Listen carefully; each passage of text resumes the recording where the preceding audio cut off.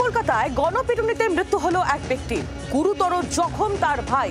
আক্রান্তের অভিযোগ যে নকল সোনা বিক্রির কারবারের সঙ্গে যুক্ত থাকার অভিযোগে তাদের বেধড়ক মারধর করা হয়েছে। তদন্তে নেমে ইতিমধ্যেই ৮ জনকে গ্রেফতার করেছে পুলিশ।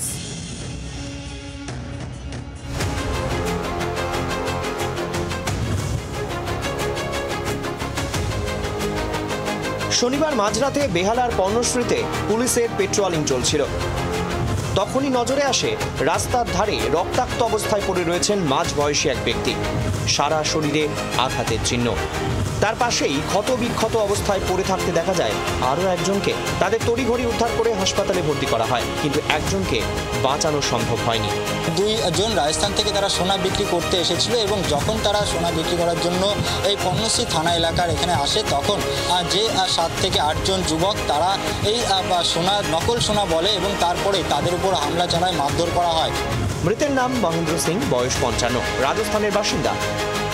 গুরুতর জখম দীপক সিং, হাসপাতালে চিকিৎসাধীন। দীপক সিংকে জিজ্ঞাসাবাদ করে জানা যায়, নকল সোনা বিক্রির অভিযোগে তাদের দুজনকে মারধর করে জনা কয়েক দুষ্কৃতী। স্থানীয় প্রমোটার বিশ্বজিৎ বসু যে ফ্ল্যাটটি তৈরি করছিলেন তার নিচেই এই দুজনকে মারধর করা হয় বলে অভিযোগ। ঘটনায় ওই প্রমোটারও জড়িত সন্দেহে তাকে গ্রেফতার করেছে পুলিশ। ঘটনার সঙ্গে যুক্ত সকলের বিরুদ্ধেই পুলিশ ব্যবস্থা নেবে বলে জানিয়েছেন স্থানীয় কাউন্সিলর।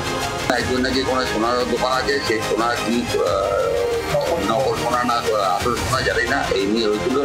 বর্ষা হওয়ার পরে একজনকে মেরে মারা গেছে। পুলিশ তদন্ত করছে, অলরেডি 8 জনকে হয়ে গেছে। এখানে কোনো রাজনীতির রং নেই। কিন্তু খাস কলকাতায় পিটিয়ে খুনের ঘটনায় আইন শৃঙ্খলার প্রশ্ন বড় হয়ে উঠছে। তদন্তে নেমে 8 জনকে গ্রেফতার করেছে পুলিশ। নান্টু হাজরা রিপোর্ট, জি 24 ঘন্টা। বাংলার আওয়াজ, বাঙালির আবেগ, জি 24 ঘন্টা।